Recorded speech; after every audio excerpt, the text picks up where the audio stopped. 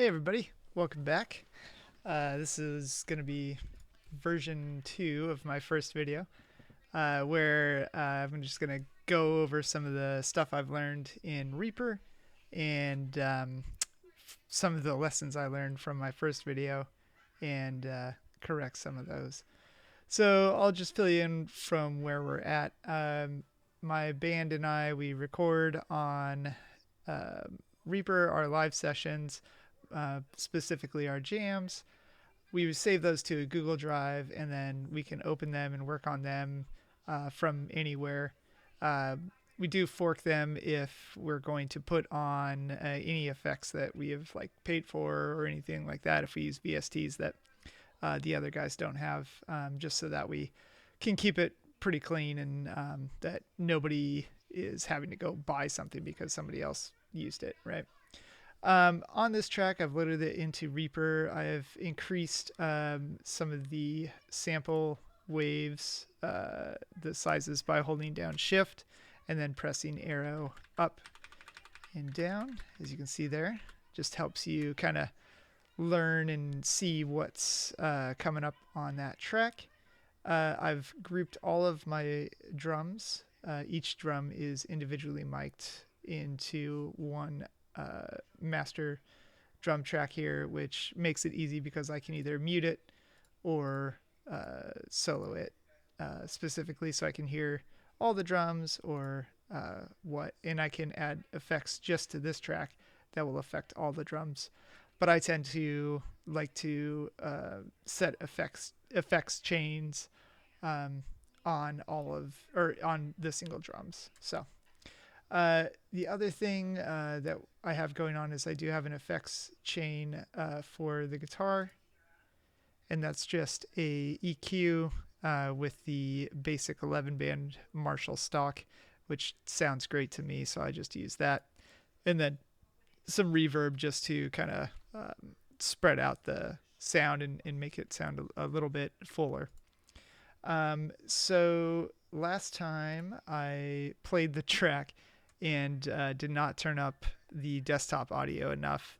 It was actually too much, and then I turned it way down and you couldn't hear me anymore. So I thought what we do at this time is I just go back to the start and we can listen to the track. Now, I haven't been able to figure out the compression yet to where if I talk, it turns down the desktop audio, but I'm trying to figure that out as well. And so in previous videos, we'll have that going on as well, which will be really nice. But until then, let's just listen to this, and then I will try to talk through it. If I can't, then I don't know, watch my next videos, I suppose.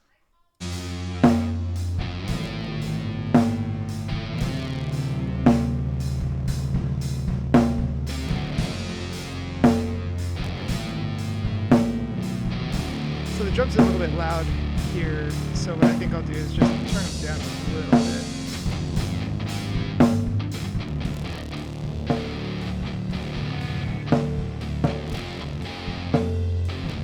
Right now I do have an effects chain on my snare drum. I have a compression, which is, set pretty well. And this is something I've worked on before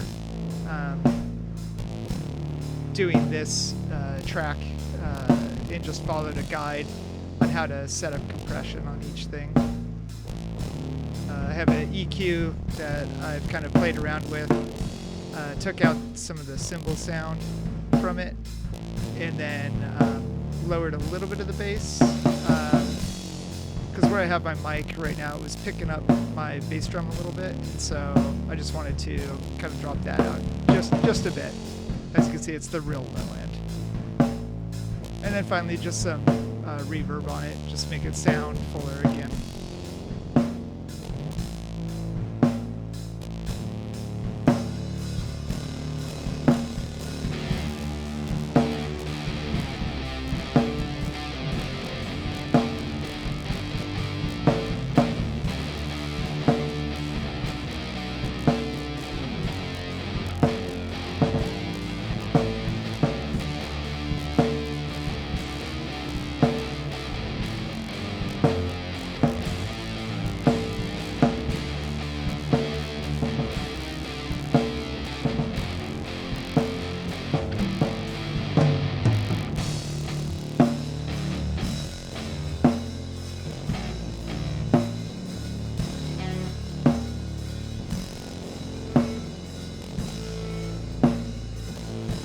I don't know if he intended it, but I really like that kind of like sound right there. I think it would be really cool if we could recreate that in this song, if we ever decide to record it fully, and just have that kind of like feedback sound right there. I think it'd be really cool.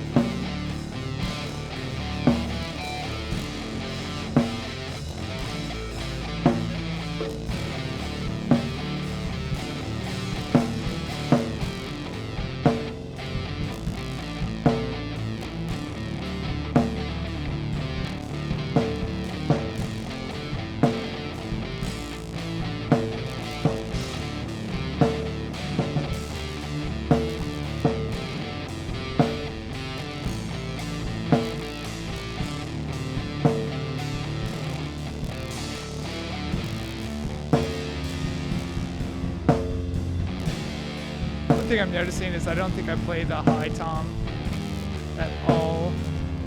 Oh, maybe I do. We'll find out as we get there.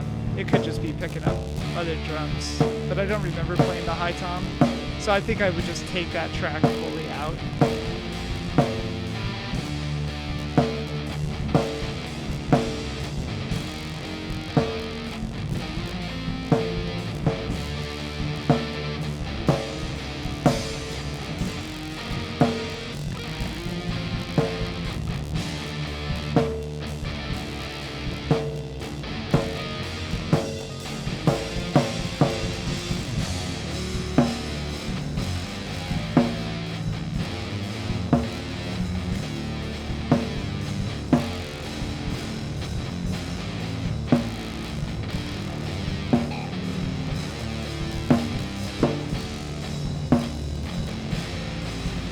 I really liked this jam. It really followed like a logical conclusion to the song. It didn't feel forced. It felt like, you know, we were going up the roller coaster and then hit the crest and then came back down.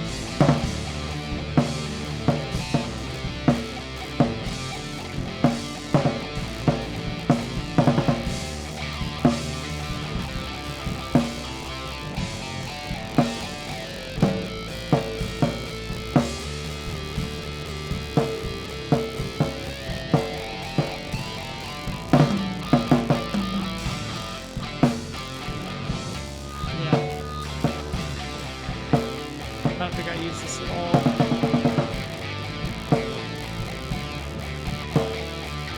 So I'm just gonna mute it.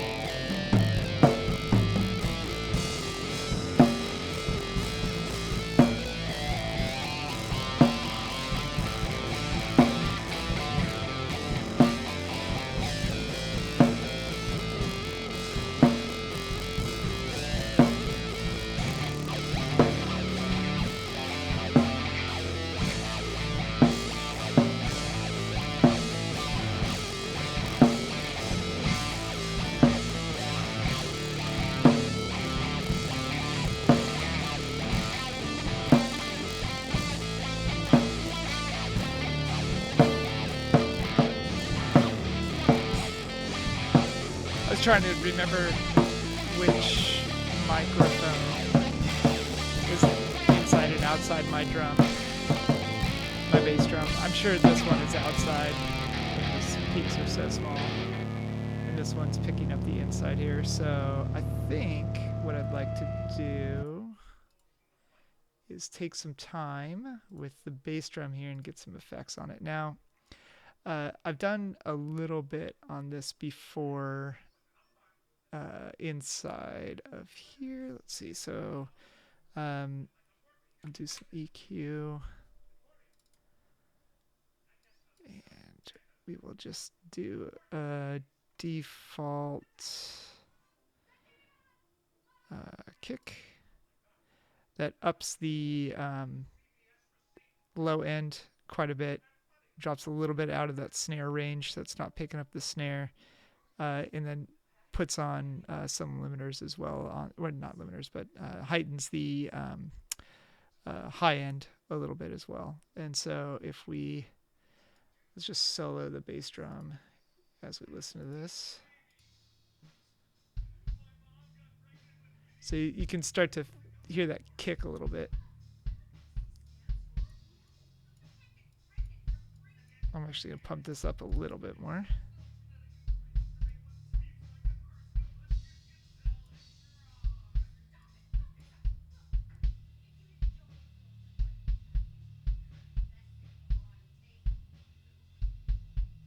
Okay. Yeah, I like that. All right.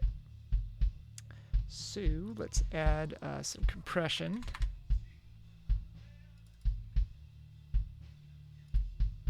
Now I don't think, yeah, I did actually do some inside bass.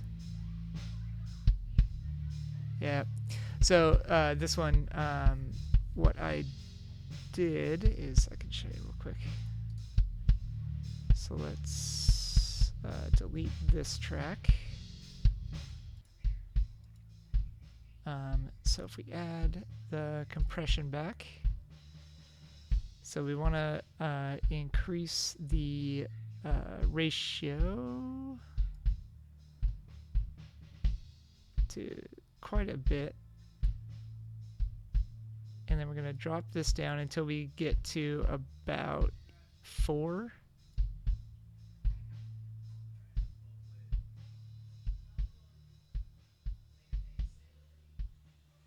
Oh, too much. That's about good. Okay. We'll increase the attack a little bit. So that'll give us those peaks, and we'll cut out the rest of it. We don't need any pre-comp. The ratio seems good to me. We can auto-release this, which will, you know, kind of smooth the compression out a bit. I mean, compression's smoothing it out anyway, but with the auto release, you don't have to worry about your ratio or knee size quite a bit. Yep. Okay, and then I think we'll increase the wetness a bit. Yeah. So then you get that hit, right? See, now we're picking up the cymbals quite a bit, so let's come back to the EQ. Kind of drop them out just a little bit.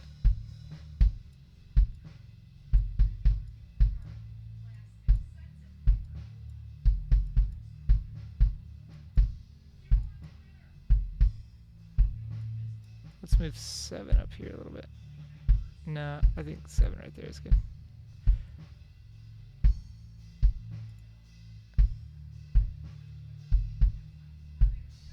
Yeah. So let's save this as a preset, and we'll call this test. Oh, caps lock's on.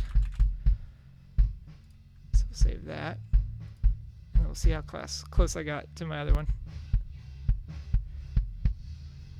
See, I like what I did the other way. This is too muddy. My release is way down, that's why.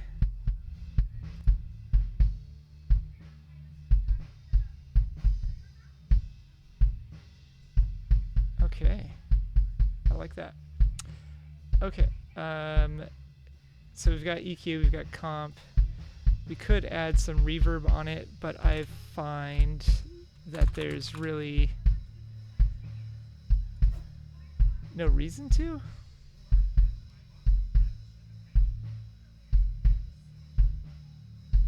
Let's see.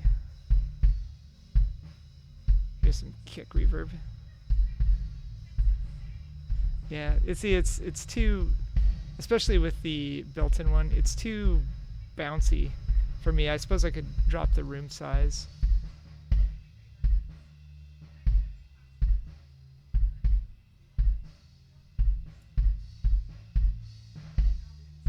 Kill the delay a little bit. But then, you know, we're kind of just piecemealing the removal of the reverb. So what's the point?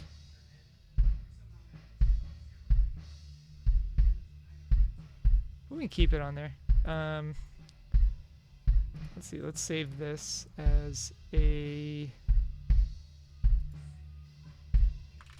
test. I'll just say kick reverb test. And then we'll drop this back out.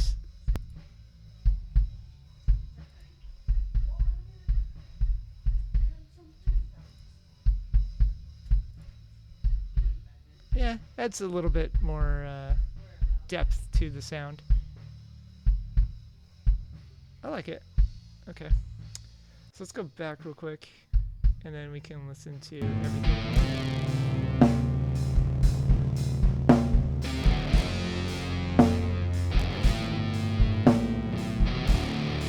So I feel like the snare is a little bit loud. I think the bass drum, I'd like to turn down bass just a little bit. Yeah, that sounds good. It's got that like kind of chest kick sound. The snare's still cutting through the noise. I don't think I did use the mid-tom there. So I said this in my previous video. One of the things you can do is kind of just to eliminate noise is just select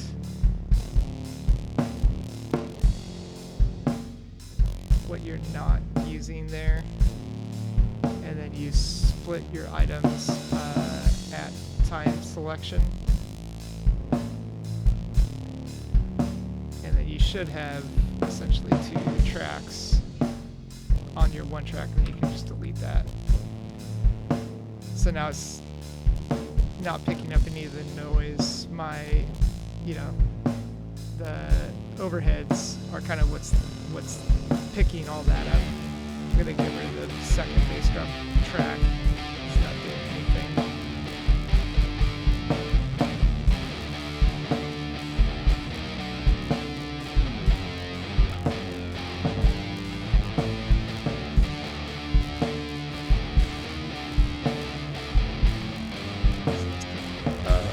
Let's see. Actually grab it. Right there. Is that one on? Yep. Yep.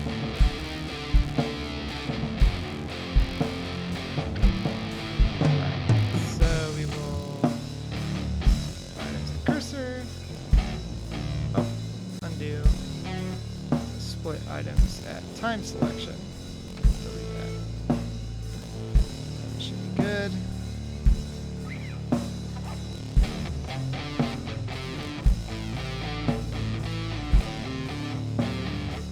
Let's clean this up a bit.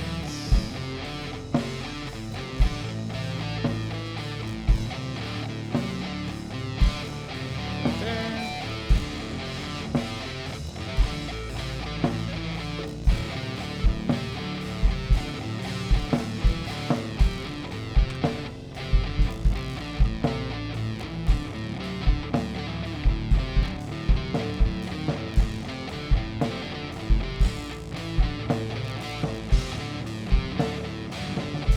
Oh, easy.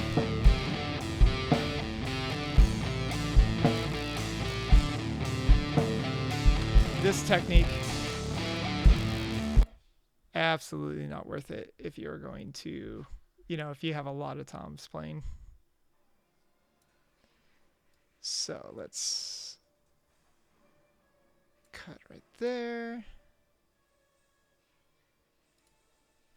Get that.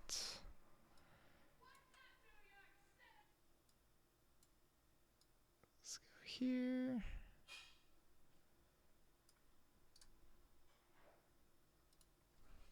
Cut that. All right. And so those stay there, they'll still play, but we just have a cleaner drum track. And oh man, the amount of times that I do this, spread out my time across all my tracks, trying to go up and down the track listing. It's frustrating.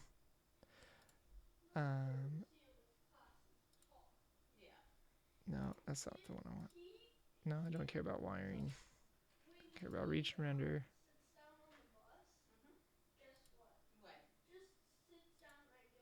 I guess routing's fine. Okay, so we've got the bass guitar drums. Yeah, I mean, starting to sound pretty good. So what I'm going to do is save the project. I didn't put any effects that cost any money. I didn't, put any effects that you can't just get from Reaper. So I think right now it's in a really good spot. And next steps on it would be, I could go file, render, and then I just render to file here. And what's nice is it puts it right back into the document folder that we're using. And then I could tell the guys, hey, check it out, let me know how it sounds. And then, they can work on it or take a listen or whatever.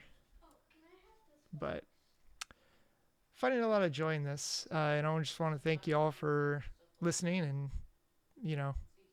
coming along this journey with me. I'm sure this will get better as far as me using Reaper. I will get better talking with you. And yeah, just want to say thank you very much. Have a great night.